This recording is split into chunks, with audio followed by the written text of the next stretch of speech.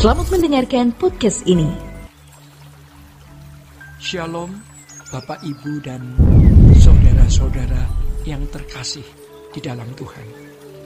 Kebenaran saat ini berjudul lupa mempersiapkan diri. Saudara-saudara, kita sering mendengar orang berkata, dan kita juga mungkin yang berkata dan merasakan bahwa waktu begitu cepat berlalu. Rasanya baru kemarin hari Minggu, sekarang sudah hari Minggu lagi. Rasanya baru kemarin bulan baru, sekarang sudah menginjak bulan yang baru lagi. Demikian seterusnya. Saudara-saudara, sejatinya perjalanan waktu itu konstan. Artinya waktu tidak berjalan lebih cepat atau lebih lambat.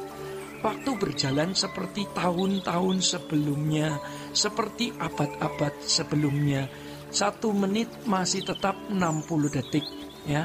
1 jam masih tetap 60 menit, dan 1 hari masih 24 jam. Jadi saudara-saudara, yang membuat kita merasa seakan-akan waktu ini cepat berlalu karena kesibukan manusia bertambah banyak, ya. Tugas-tugas yang bertambah padat dan orang di sekitar kita yang terus tergopoh-gopoh dalam segala kegiatan hidup, sehingga kita sendiri ikut terbawa, ikut tergopoh-gopoh, ya. Bagi kita yang sudah usia di atas 60 tahun, ketika mulai melihat cucu, rasanya baru kemarin anak-anak masih sekolah. Kita hantar sekolah, sekarang mereka sudah dewasa, sudah punya pasangan hidup, dan sudah memiliki keturunan. Kita hanyut dalam perjalanan waktu itu. Jadi saudara-saudara, ada bahaya yang tidak kita sadari, ya. Di derap perjalanan waktu ini kita tidak mempersiapkan diri untuk menyongsong kehidupan kekal, ya. Kehidupan di balik kematian. Ini bukan hanya untuk mereka yang usianya lanjut, tetapi juga untuk semua orang. Yang pasti suatu hari nanti jantung kita akan berhenti berdetak dan nadi kita akan berhenti berdenyut. Saudara-saudara, masalahnya adalah dengan padatnya tugas, banyaknya kesibukan, orang bisa lupa mempersiapkan diri untuk menghadapi kematiannya. Kita yang tidak memiliki tugas ikut terbawa oleh suasana seperti itu. Padahal kita tidak tahu bahwa saat akhir kehidupan kita, firman Tuhan di dalam 1 Petrus 1 ayat 3 mengatakan, terpujilah Allah Bapa Tuhan kita, Yesus Kristus, yang karena rahmat-Nya yang besar telah melahirkan kita kembali oleh kebangkitan Yesus Kristus dari antara orang mati kepada suatu hidup yang penuh pengharapan. Kita bersyukur, ya, karena kita adalah anak-anak Allah yang boleh memiliki hidup yang penuh pengharapan.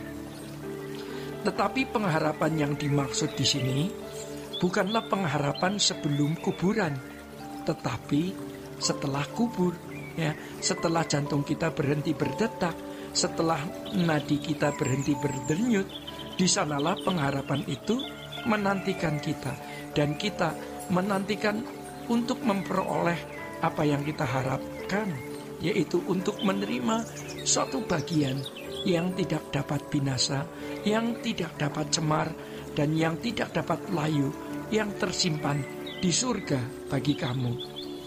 Ayat seperti ini bukanlah ayat yang asing kita dengar, ya, tetapi tidak pernah dipersoalkan siapa yang berhak memiliki pengharapan itu. Ibarat seorang siswa atau mahasiswa yang tidak sungguh-sungguh belajar, dia tidak layak memiliki pengharapan untuk diwisuda.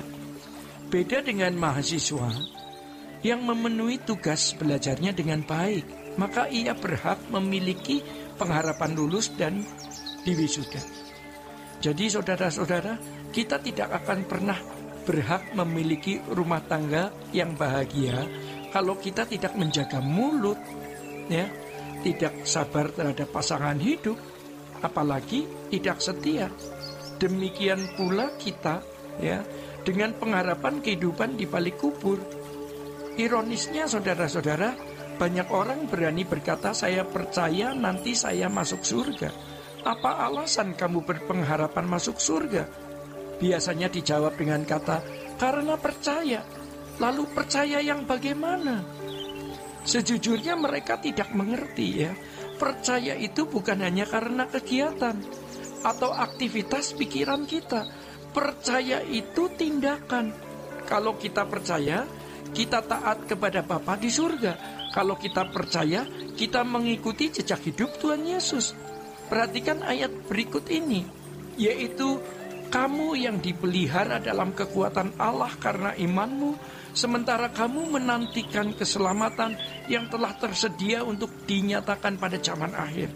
Bergembiralah akan hal itu, sekalipun sekarang ini kamu seketika harus berduka cita oleh berbagai pencobaan. Ayat ini dikatakan di dalam 1 Petrus 1 ayat yang kelima.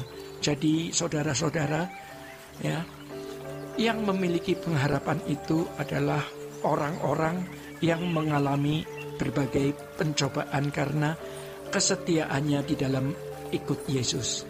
Jadi jangan lupa bahwa pada zaman itu orang Kristen teraniaya hebat, termasuk Petrus sendiri, yang akhirnya mati disalib dengan kepala di bawah menurut tradisi gereja.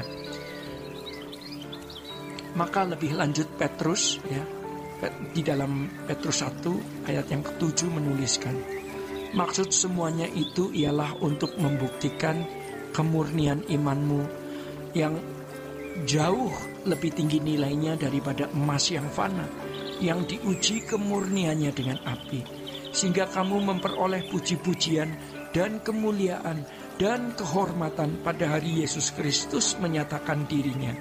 Sekalipun kamu belum pernah melihat Dia, namun kamu mengasihi Dia, kamu percaya kepada Dia, sekalipun kamu sekarang tidak melihatnya. Kamu bergembira karena sukacita mulia dan yang tidak terkatakan di tengah-tengah aniaya, di tengah-tengah pencobaan, karena kamu telah mencapai tujuan imanmu, yaitu keselamatan jiwamu. Saudara-saudara, orang-orang yang telah mencapai tujuan imannya, yaitu keselamatan jiwanya, inilah orang-orang yang berhak memiliki pengharapan langit baru dan bumi yang baru ya. Karena mereka memiliki kematian yang bermartabat. Jadi tidak semua berhak menerima pengharapan itu. Hanya mereka yang telah mencapai tujuan iman, yaitu keselamatan jiwa ya. Keselamatan jiwa maksudnya adalah orang yang diproses memiliki kesuciannya seperti kesucian Allah dan tidak terikat pada keindahan dunia. Demikian kebenaran pada saat ini. Tuhan Yesus memberkati. Sola Gracia.